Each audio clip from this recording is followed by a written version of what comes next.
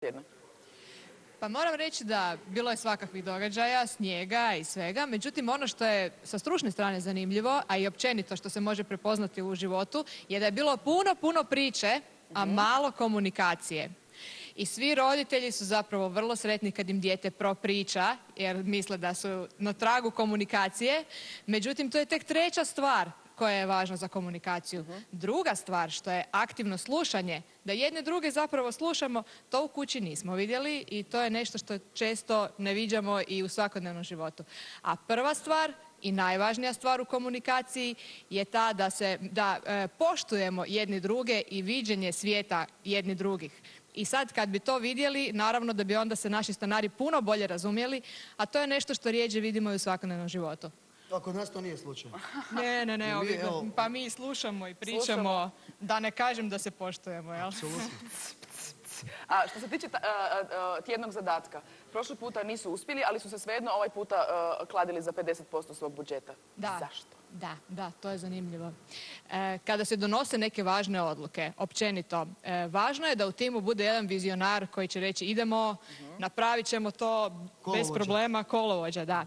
Ali dobro je da ima i jedna osoba Koja to sve radi. koja organizira, koja kaže kako ćemo to napraviti i jedna osoba koja bi postavila pitanje što ako se nešto dogodi, što ako jedan kritičar, jel? Podsjeća me to na ono Snjeguljicu 7 patuljaka, pa onda svaki Vučo, Glupko, svi nešto rade. To je zapravo tim. A izgleda da u našem timu vizionara, hvala Bogu, ima. Svi smo na idemo. A viška glava ne boli. Kad se netko javi eventualno sa tim što ako, onda ga ušutkaju lagano, tipa, ma dobro, budemo mi to već bez problema. Lako ćemo, nema problema, tako da iz tog razloga se naši stanari uvijek klade na 50%, jer jednostavno su uvijek uvjereni da će to biti tako. Dobro, daj nam reci sad kako su se Željko i Vlatka snašli na svom drugom tjednu boravka u kući. Da, Željko i Vlatka su općenito izazvali jednu buru emocija kada su samim svojim dolaskom. Bilo je malo i prolazne nostalgije i nekakvih emocija kod starih stanara.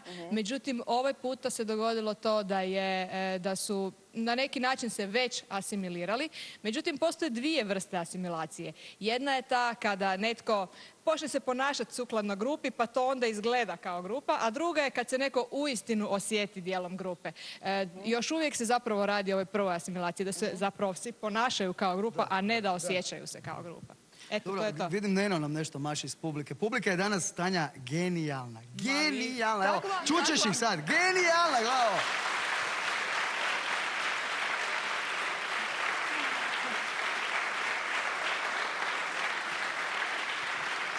Hvala.